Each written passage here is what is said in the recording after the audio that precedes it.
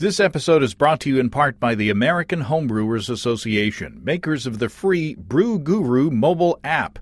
If you love brewing beer and saving money on beer when you go out, you need Brew Guru in your corner. The app offers a searchable database of homebrew recipes, including popular craft beer clones and hundreds of winning recipes from the National Homebrew Competition. What's more, Brew Guru has a map of money-saving deals at breweries, beer bars, and homebrew shops. Grab the free Brew Guru app for iPhone and Android devices and follow the path to good beer.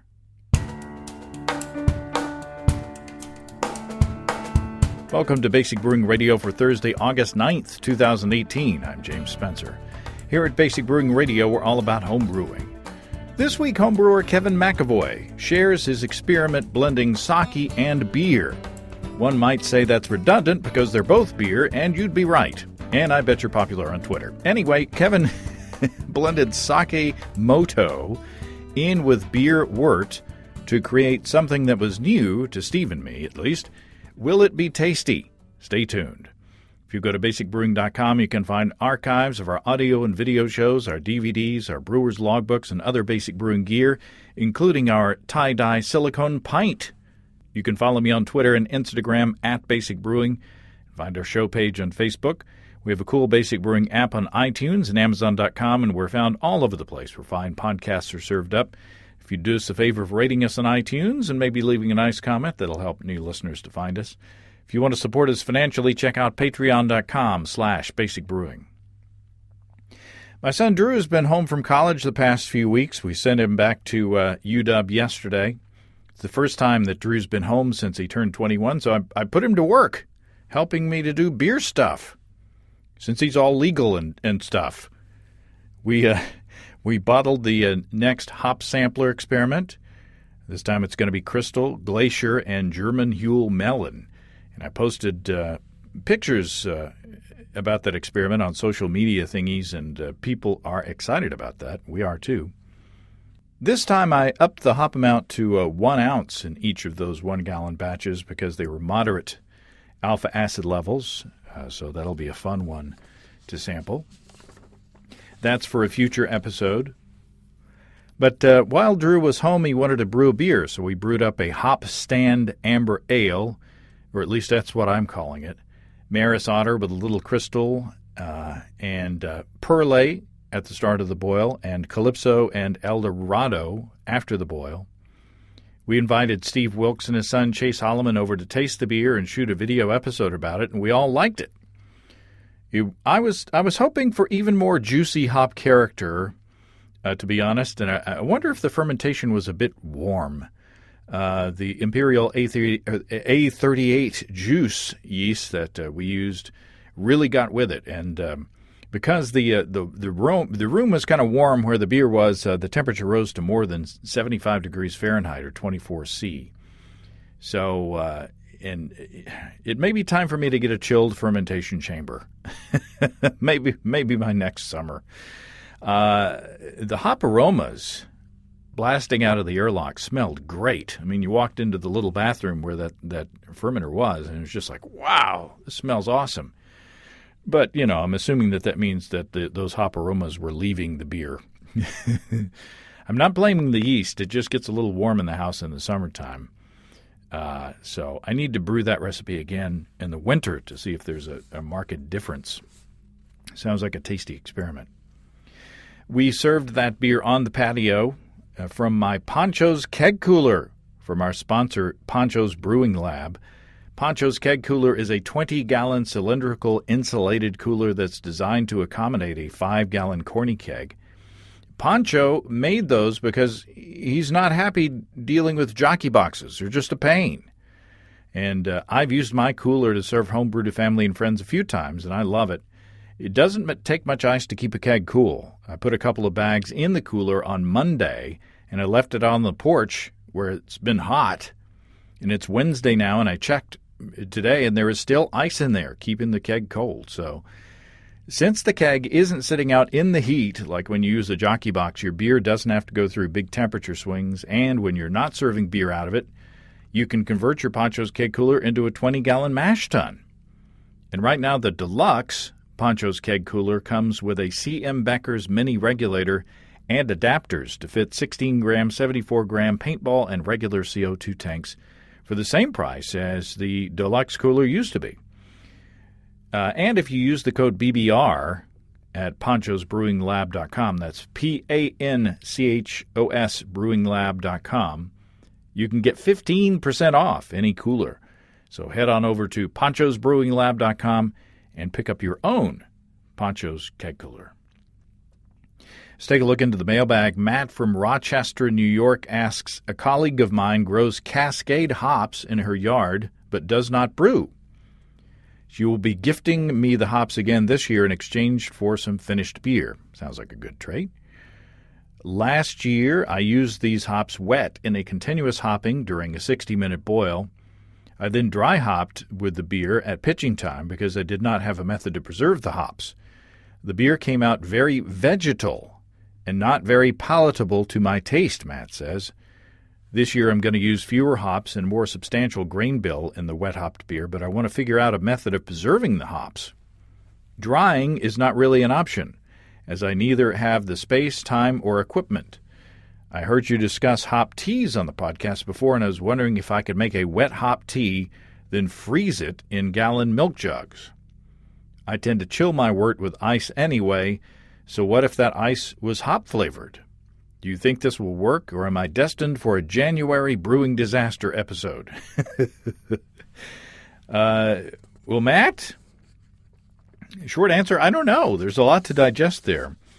I've had success drying homebrew hops pretty easily either in a food dehydrator, if you want to go high-tech, or with just simply spreading the hops out on window screens and, that have been propped up between chairs and letting them sit in a spare bedroom with the air conditioner off for a few days. And that seemed to work really well. And then I vacuum sealed them in little bags and then put them in the freezer after that. I realize that you may not have either of those opportunities, either the equipment or the space to lay out all those hops. But I don't know about the frozen hop tea approach. It seems like that would take up a lot of space in the freezer, though, speaking of taking up space. But, what the heck? I don't know. It's worth a try, I guess. I don't know what would happen. I was thinking back, and I looked through the archives, and you remember in March, on the March 1st, 2012 episode here on Basic Brewing Radio, our buddy Bob Stimsky came on to talk about making hopped vodka back then. So I don't know if that's something that you may have better luck with, or whether you can, make something more concentrated using the spirits instead of the water. I did a little Googling on even freezing wet hops instead of drying them, and the brewers on the boards didn't seem impressed with the quality of the hops storing them that way. So I'm kind of stumped for good information. So I'm asking anybody out there who, you've either grown your own hops or you've dealt with wet hops that somebody else has given you. Do you have any advice for Matt? What is the best way to deal with wet hops without drying them and still be able to use them, or at least their essence, later on down the line? So shoot me a note and let me know if you have experience or ideas along these lines. Let's talk for a minute about our sponsors, Desiree and Dave from High Gravity in Tulsa. I know summertime is not the peak time for brewing. It's too dang hot. You got all kinds of other things to do with family vacations and the like. But school's about to start back up and the temperatures are eventually going to come down. Probably. It's time to think about upgrading into an electric system from High Gravity with a Warthog controller. The one thing that my son said about brewing our batch of beer was that he didn't expect it to be so easy. These kids today don't know how easy they got it. In my day, you had to heat your strike water over the propane and pour it into another vessel and then move it back. And then sometimes you missed your mass temperature and you said, well, it's probably going to be all right anyway. And then you tried to start your boil, but the wind came up and blew away most of the heat. And you said, it's okay. It's probably a strong enough boil. The old days. Friends, I tell you, with an electric system from High Gravity, those days are gone. The mash is rock steady, the boil is controllable, and you get to enjoy the quiet of the birds while you brew. High Gravity has a variety of systems and controllers all the way from 5 gallons to 2 barrels. You can check them all out at highgravitybrew.com, and if you use the code EBC75BB, you can save $75 off your electric brewery purchase. That's from our friends at family-owned and operated highgravitybrew.com. Take the pain out of propane at highgravitybrew.com. Okay, Homebrewer Kevin McEvoy sent us something new, a beverage bridging rice and barley together in something more exotic than just an American lager. Kevin McEvoy, welcome to Basic Brewing Radio. Thanks for having me, James. It's getting harder and harder to do, but you have done it. It's harder and harder to send us a beverage or to expose us to a beverage that we haven't either heard of or tasted before. But this time you've done it. I don't remember ever having or hearing of a beer sake hybrid. Where did you get this idea? Yeah, I think it came from a few different places. I've had a few beers that claim to be sake beers, but I think most of the time it means they've just used a sake yeast. So I don't know exactly where the idea came from. I got into Japanese food and culture and sake in particular, and my wife and I have made a few trips to Japan, and the last time we were there, I was able to pick up some koji, which is a key ingredient in sake, and I thought, what am I going to do with this? And I figured, well, let's make a real sake beer, not just with sake yeast, but actually kind of making the sake separately or starting it out and then. So do you have experience in making pure sake itself? I do not. I read about it and I considered it when I was first getting into sake, and it seemed really not difficult, but long and drawn out. And and like you'd have to be able to, brewing you can kind of bang out in a half a day if you find time, but sake is like you got to keep dedicating time to it throughout the fermentation. So it seems like you'd have to have a lot more free time than just brewing beer. Yeah, I interviewed Bob Taylor, homebrewer from Alaska, who sent me some homebrewed sake back in 2007. And if you listen to that episode from November 29th of 2007, if you go back in the archives, Bob goes through the process, and I was really curious to try it, but then once I heard how how difficult it was, or at least how much effort it took, I was kind of deterred afterwards. Yeah, maybe a project for me for retirement, which is a long ways off. So, well, you said before we started recording that you heard your homebrew shop owner there in Boulder on in the Club Night podcast, and he makes sake, and he shared some there at Club Night, and you have a good teacher there potentially because what he had was really tasty. I'm gonna have to hook up with him.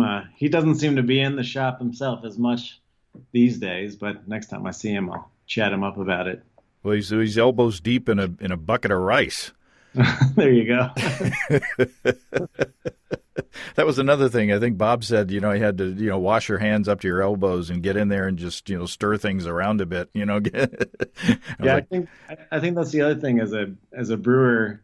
I think the sake, at least it made me a little nervous because you definitely feel like you might be contaminating things just by nature of the process of sake. And I actually watched a documentary or two about brewing sake, and the guys are definitely just, I'm sure they're taking precautions, but they're definitely just sticking their hands in there, and it's all, open fermentations and stuff like that. So was it the documentary where they live at the brewery? Yeah. The one that's on Netflix. Have you seen it? Yeah, it was really good. Yeah, it's really fascinating. Yeah, there's a whole culture. Yeah, in more ways than one, but yeah, there's a human culture, and then there's the culture that lives on the rice. So let's get started. First of all, people call sake rice wine. Yeah. But it's not really wine. It's beer. Yeah. I think by most definitions of what beer is, it should really be considered a beer. Or, if you consider chicha or any of those weird corn, South American corn or beverages beers, then sake should definitely also be considered a beer because it's made fermented beverage from grain. So. Mm-hmm. And there's some conversion that happens to turn starches into sugars, and so there are parts of the process that at least in theory should be sort of familiar with beer brewers. Yeah, I think the main difference is that since rice is not a grain that can be malted, you need something else to help those conversions happen, and that's where the koji comes in. But otherwise, it's a really similar process. You're getting those starches converted to sugars, and you're letting the yeast do its job. Now, I learned something at HomebrewCon, as I always do, in talking with gluten-free homebrewers out there. You can actually get malted rice. Oh, really? I did not know that. Yeah, but the problem is that the gelatinization temperature of rice is higher than the temperature that kills the enzymes that you get from malting. So you have to add enzymes in anyway. Oh, wow. That's good.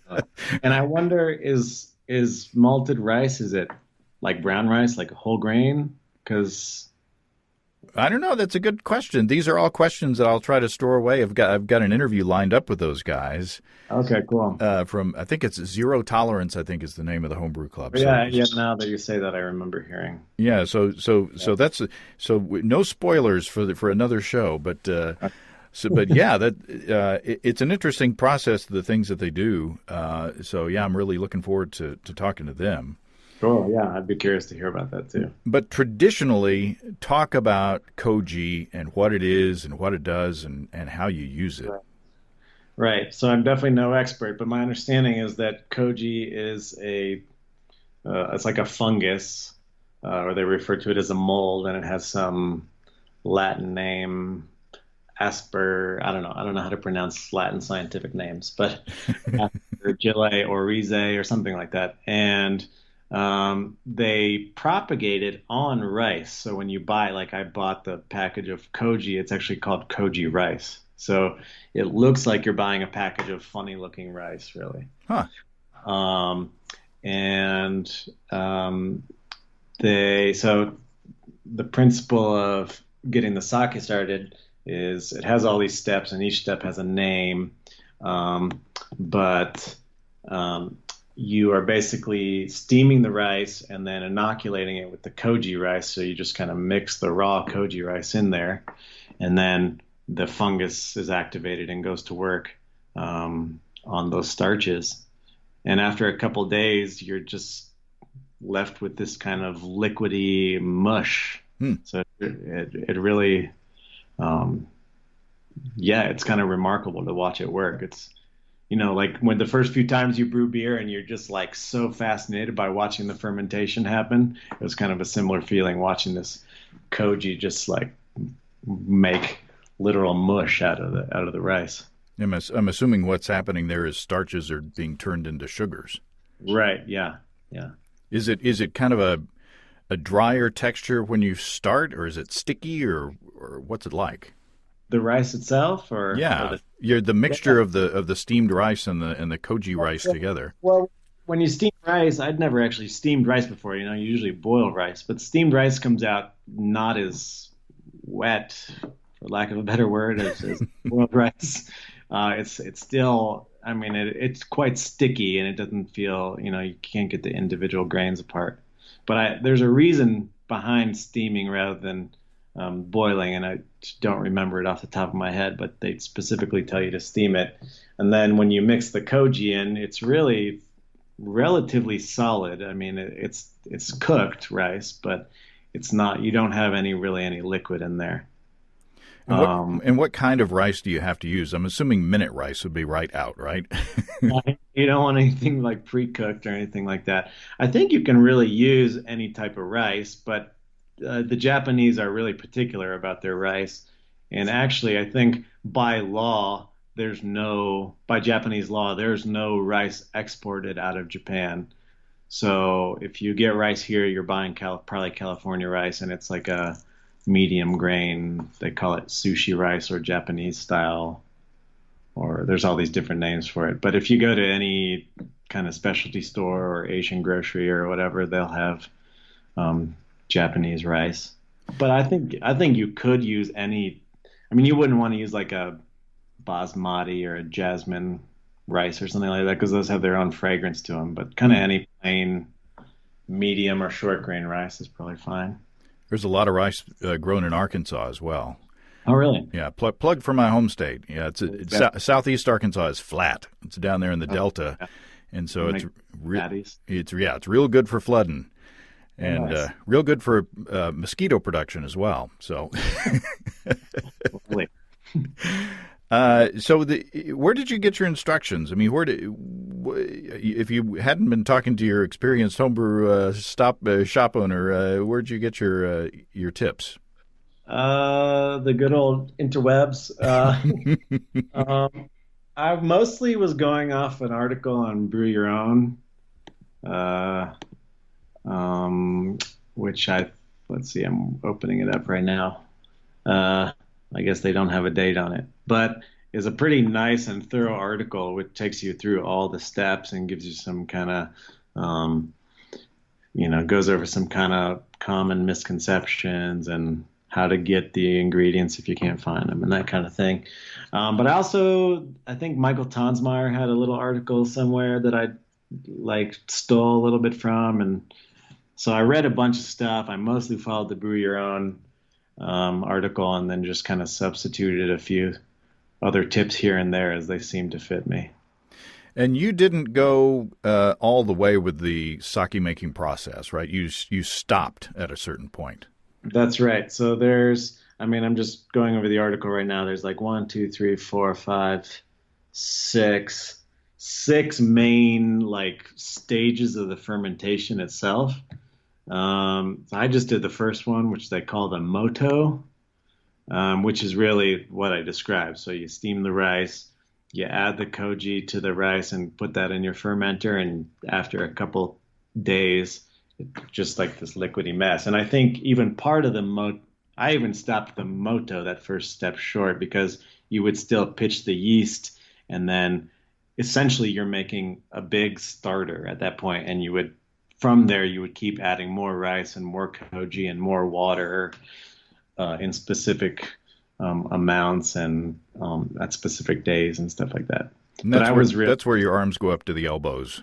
Yeah, exactly. I didn't get into that really fun part. And you'll remember from that documentary that it's like they have specific. I think it's all done in like cedar vats, and I don't know. It's really fascinating how they do it. But I really just stopped it. I just got that liquid out of the moto to add into my beer. Yeah, and we'll play a tasting that Steve and I did here in a few minutes. But we assumed that you had made sake and then made beer and then blended them together after fermentation, but you didn't. No, and actually, before I did it, that's one thing I debated for a long time what tack to take with this. I thought about mashing the whole thing in with my brew day mash, but I don't know. I read a lot about how the koji contributes flavor, and I've just figured, well, if I added that into the mash and then boil it, I probably am just going to be killing off that kind of, and it's a delicate flavor, So I thought, well, I'd probably be killing off whatever flavors I'm getting in the boil. And then I also thought about that, like taking the sake, all the way to the end, which would have been fun. But like I said, that seemed really time consuming. And I worried, my first time making sake, if I screw it all up, then it's going to also screw this beer up. So I sort of came to this middle ground that way. Good old American compromise. That's right. That's right. Japanese might be appalled by what I did. Who knows? So, so, uh, so you had to make the moto hmm a few days before you brewed the beer. hmm Yeah, So it that's was right. more effort than just making a beer. So you get some It credit for was that. it was a little more effort, but to be fair, the moto was pretty simple. I don't think it took me more than an hour to do because the steaming rice is pretty quick, 20, 30 minutes. And then just getting it all into the fermenter, making sure my fermenter was sanitized and getting it all in there. And then, yeah, probably even less than an hour. So how did you bring beer into the equation? So, yeah, that's another thing I debated on was a style of beer to make. But um, I kind of figured just like a nice pale lager would let the flavors shine the most. And plus, that's the preferred beer in Japan and to eat with Japanese food or pale lagers. I think actually, to my palate, the Japanese make some of the best commercial pale lagers out there. Hmm. I love me a nice Sapporo or Asahi when the mood calls. Um, so I just kind of did a simple. Let's see, what was my recipe? Um, just like I'd been doing 2.5 gallon batches lately. Uh, Inspired by you, James, actually some small batch stovetop batches. Oh, there you go. And so I did 4 pounds of Pilsner malt, 3 ounces of Millinoiden to try and boost up the body because I read that sake yeast can attenuate a whole lot. Um, and then that was it Hmm. in my mash. Um, I used some Sriracha Ace hops, which I'd never used before. Um, but I still, I've only done a handful of batches here on my stovetop so far, so I still haven't got my hop utilization dialed in yet. I would have hoped for a little more hop aroma and flavor. I just used 5 grams in the boil and 4 grams at flame out, but maybe next time I'll up that a little bit. I've heard so much about these unique flavors and aromas of Sriracha Ace, but I didn't get a ton out of it, to be honest. Hmm. Um, Well, no spoilers on our tasting yet. okay. um, yeah, so on brew day, I just went about my brew day as usual and cooled down my wort. And at that point was when I just added that to. I think what I did was uh, I had the moto going in a fermenter, but I think I poured it out into a funnel with a strainer just to get all the solids out that the rice was being left behind. So I got all the liquid, which was quite a bit from the moto. Um, and then I pitched the yeast, and I pitched the White Lab sake yeast, WLP 705. And no starter with that?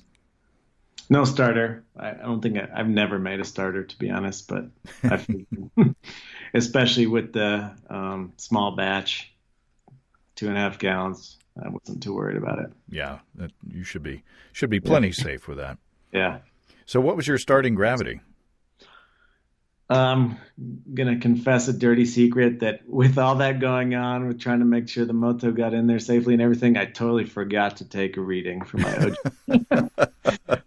But Beersmith calculated gave me an estimated OG of 1054. Hmm. So Interesting. I mean my little stovetop system has seemed to be pretty efficient so far. So. And pretty consistent. So I'm guessing that I got about that. So 1054, including the rice? Including the rice, yeah. Huh. Yeah. Very interesting. Yeah. So how did the fermentation go? Yeah, it went great. It was vigorous. And I started off at, let's see, my fermentation was, I did it like a 58. So it's kind of like a lager-ish. High lager temps, low ale temps, 58 Fahrenheit. And then I just kind of raised it up as time went on. I did about a 2 week. I just generally do give all my beers about 2 weeks just to be certain everything's finished out. And boy, that sake yeast really attenuated. My final gravity was 1.004. Wow. Yeah. So, which gave me an ABV of like 6.5%. Okay. Well, anything else before we go into the tasting with Steve and me? Not that I can think of. I think we covered it. Now, the question is, I got together finally, and I apologize. I've had this beer in my fridge for months, and it seems like every time Steve and I are getting together, something happens. Or one time I planned, I was like, okay, I'm going to shoot videos at Steve's house this weekend. I'm going to take the beer over there, and I go over to Steve's house, and I'd forgotten the beer. So and then Steve, there was an illness which we won't go into, and that derailed things for a while. So we finally got together recently in the office of stevesbrewshop.com to taste Kevin's sake beer hybrid. Steve Wilkes, welcome back to Basic Brewing Radio. Thanks, James. It's a pleasure to be back on the air. And here we are sitting in your office at stevesbrewshop.com. .com. Yep. It's a nice, what is it? Today's Wednesday. Yes. If it's Wednesday, I'm launching a new kit. Hey, what do you got? I'm launching a farmhouse ale. I'm calling it Panther Knob. Panther Martin. That's a fishing lure. No affiliation. Panther Knob Farmhouse Ale. Where does the name originate? Panther Knob is a mountain down by St. Paul, Arkansas. It's about a 2,300-foot mountain. It's just slightly less elevation than Mount Magazine. Really? Yeah. Wow, I've never heard of it. Well, Mount Magazine is the highest point in the state of Arkansas. Well, depends. If you've seen Joe that hangs out in here at the comic book shop on a Friday evening, that's a high point. He is the highest Arkansan in Arkansas. Someone once launched they do hang gliders off Mount Magazine, which is like in the center of the state. And somebody one time got into or onto a hang glider, jumped off Mount Magazine, and wound up way in Missouri. I believe it. Yeah, well, there you go. Panther Knob, not to be confused with Bald Knob. No, that's another beer coming down the pike. This is your knob series. Okay. Okay. What we have here is just 2 sips has made us happy. That's right. What we have here is a hybrid. All we know is it's a hybrid between beer and sake. And I've had it for a while. And apologies to Kevin for finally getting around to this, but I think it was worth the wait. This was actually quite a tasty beverage. Yeah, I think it's really good. So we don't have a lot of details about, other than it's an ale and a sake blended, but we just knocked my glasses off. That's really good beer. So we don't know much about it other than that. No. Well, I can say that it's a very pleasant drink. It's nice to drink. I definitely feel like I can taste the sake in it. I get kind of a earthy, grassy rice note. If you've ever kind of sipped the water when you make rice, which oddly enough I've done, it kind of reminds me of that. And then there's just a nice base ale with it. But at the same time, it's not starchy, No. at all. Mm-mm. It's very clear. It was effervescent when I poured it, and the head appeared and disappeared quite quickly. So there's not much head retention there. But the notes that I tasted and smelled at first were very Hefeweizen-like. Mm-hmm. So kind of just a little bit of, teeny bit of banana, less banana than a Hefeweizen, but clove to me was very strong. And then the more I tasted, the more I got that kind of background. Like you're saying, there's kind of a, not starchy, but ricey. It's kind of, if I'm not talking myself into it, it does seem to have a nice well-made sake character to it as well. Yeah, when I first tasted it, I thought it was reminiscent of corn. Now, not DMS, but, like, I don't know, you ever ate corn nut? Remember corn nuts? Mm-hmm. Yeah, corn nut. It kind of had that kind of roasted corn flavor. But then as I thought about it a little bit more, I realized that was really the rice giving it that flavor. This beer is definitely not about hops, though I think it's well balanced. It's got enough hop in it that it's not sweet. And it's very drinkable, actually. The more it warms up, the more I'm getting kind of a floral character, almost like a rose flavor. Would you say it's mighty like a rose? Since this is sake, maybe it's Tokyo Rose. I don't know. Well, it could be. But it's. Do you get that? Do you get a floral character? Can I talk you into that? Yeah, sure. I can be talked into that. How much money you got? I'm about to buy ingredients from you. I'm a customer. There you go. Yeah. Okay. What do you think it tastes like? I'll go with that. No, I think it's floral. It's herbal. It's rice-like. It's grain-like. Just enough hops to keep things in balance. That's all I know. It reminds me of a well-crafted mead. If you handed me this and said, this is a mead that I whipped up, with a little bit of this and a little bit of that, I would say, oh, well, good job. That seems kind of like in the character of something that you would do. It is warming, so I don't know what the ABV is on it, but I've now drank most of my half bottle. Mm-hmm. So we'll call it 6 ounces, and I've drank, say, 5 of them. And I can definitely feel a little warmth. Not a buzz yet, but definitely warming. So I'm assuming that the alcohol content is relatively high. I'm going to put it at 7%, maybe 8%. I don't have a clue other than how it kind of is warming my chest.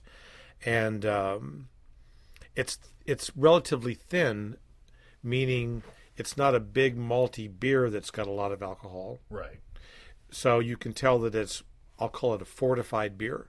So it's been fortified with rice wine to give it the alcohol content, and the rice wine, I'm assuming, is relatively thin in terms of the palate. Mm-hmm. And so what we have is a relatively strong beer that drinks much lighter than it is. And at this point, I would call it a still beverage. It was carbonated in the beginning, but that carbonation has dissipated and escaped at this point, and you can swirl it up, and it's not bubbling anymore. So, it's bubbling a little bit, but it's definitely not fizzy at this point. No, I mean, I get a little bit of carbonation when I drink it, but there's no head at all. And I'm wondering why. I'm wondering if there's something in the sake that would cause it to kill the head. I don't know much about rice. I've never worked with rice much at all. So I don't know if it has oils in it that maybe would kill the head. I just don't know. But otherwise, I think to do this again, I would probably, if I were doing this, I would try to get some head into it. I don't know if brewing a beer that maybe had some carapils or a fair amount of wheat or a little of both maybe might help the head retention and get it back into that neighborhood. But other than that, I don't really have a criticism of it. Yeah. Yeah, I wouldn't ding it for anything, especially because it is an animal unto itself. I don't know. I've certainly never had something like this, and I don't know of any. I've never heard of any commercial example of it. So, I think it's a winner. I think it's tasty. Yeah, I'd definitely, pay $1 for that. I think it's good. All right, thank you, sir. Thank you, James. So, Kevin, we liked it. All right. Good news. Yeah, it is. It's always good and fun to taste something that somebody has sent us and actually feel good about it and like it. We rarely get stinkers. So knock wood, knock Formica here in the studio. But we were as I said before, we were under the impression that you blended two beers blended a beer and a sake together. But this hybrid was really interesting and fun and something completely new. What was your reaction when you first tasted it? Yeah, I think I had pretty similar reactions to you guys. I mean, overall, I was really happy with the way it came out. Like I said, I think I had two main things that I'd like to change in the future. One seems pretty easy. I'd just like to get a little more aroma and flavor out of those Sriracha Ace hops. Um, Although now that I know how the beer itself tastes, I just wonder how those would play Yeah, with it. and there were so many unique characteristics that I would hate to stomp on that, you know? Right. I guess more than I don't want to get any. It's not meant to be a bitter beer, and it wasn't really a sweet beer either. So you don't need a ton of bitterness to balance it out or anything. But I don't know. I'd just be curious to play around with that. I guess that's a hop I just don't have experience with otherwise. Well, sure. And my other main thing I'd like to change, which is what you guys mentioned about how the head just dissipates so quickly, and then you're left with. I mean, it's still slightly effervescent towards the end of the beer, but you'd like to still see those bubbles rising and have that contributing to the mouthfeel and everything. So, but that's a problem that I don't really know how to address because I don't know why that happened. I've never really had that problem with any of my other beers before. So, yeah, I think maybe if you, I was going to say if you mashed a little higher, in your, with your beer, but I don't know. But I don't know what the Koji's doing because the Koji is still active, right? I mean, you didn't. Right. It's not sanitized, so if it's able to turn the starches from rice into sugar, it might be able to turn a lot of the quote unquote non-fermentable sugars that we usually get from crystal malt or something like that in beer. Mm-hmm. It might be able to take care of those as well. Right, which I guess could be a reason why my final gravity was able to get down pretty low too. Mm-hmm. And I wonder, it seemed to us that it was, we split that beer between us. It was in a 12-ounce bottle. Uh-huh. And by the end of it, we were quite happy. And I'm just wondering if it was higher in alcohol than you thought. It could have been. I mean, without knowing the actual OG, it's very possible.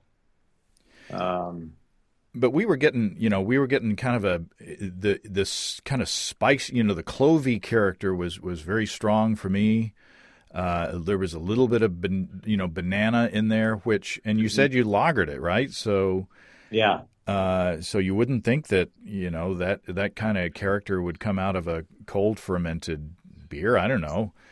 Although that could be a product of that sake yeast as well. I mean, if you, I don't know. I mean, that's one of the things you get when you drink sake is a lot of yeast-driven characteristic, or at least that's what I'm told. Mm-hmm.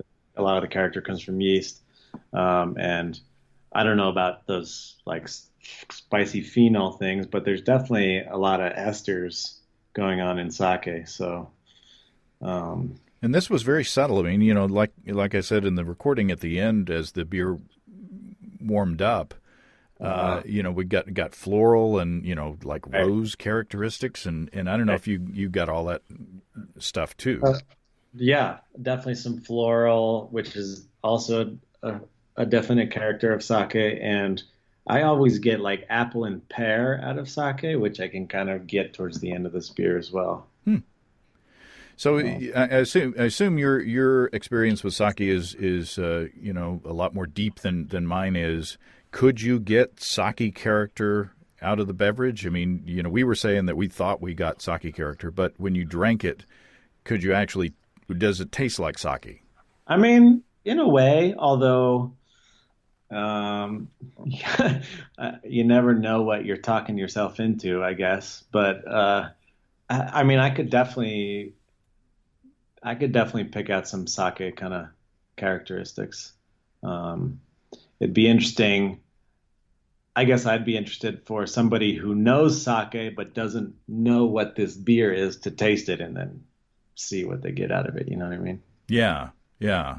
It's I should have done that to Steve, but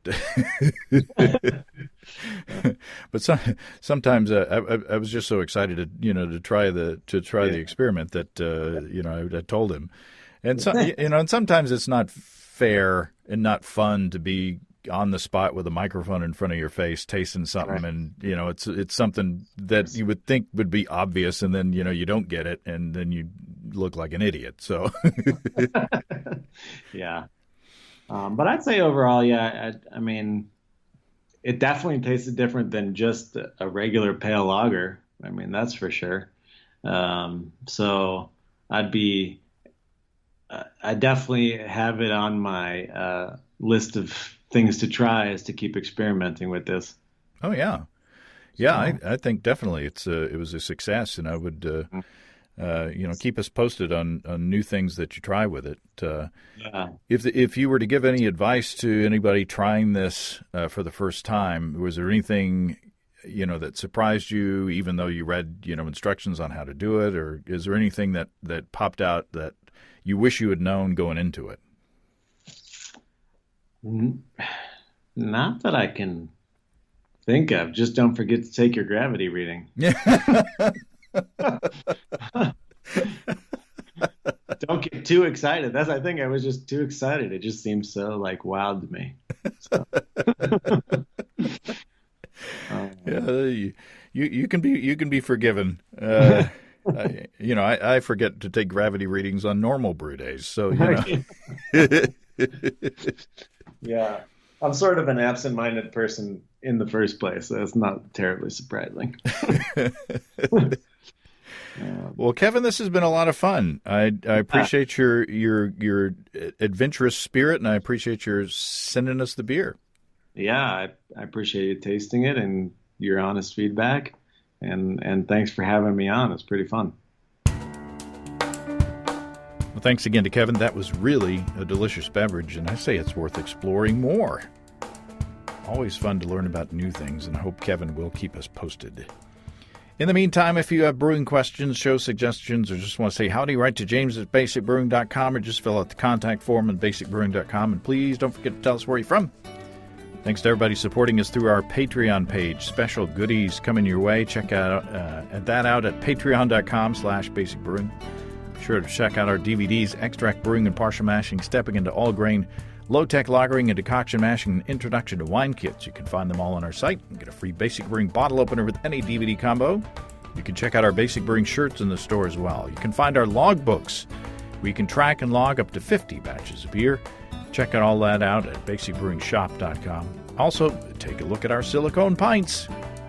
That's all until next time. Until then, thanks for listening, everybody. I'm James Spencer. Production help for Basic Brewing Radio and our website is provided by Kelly Dotson. Basic Brewing Radio is a production of Active Voicing. We'll talk to you next time, everybody. So long.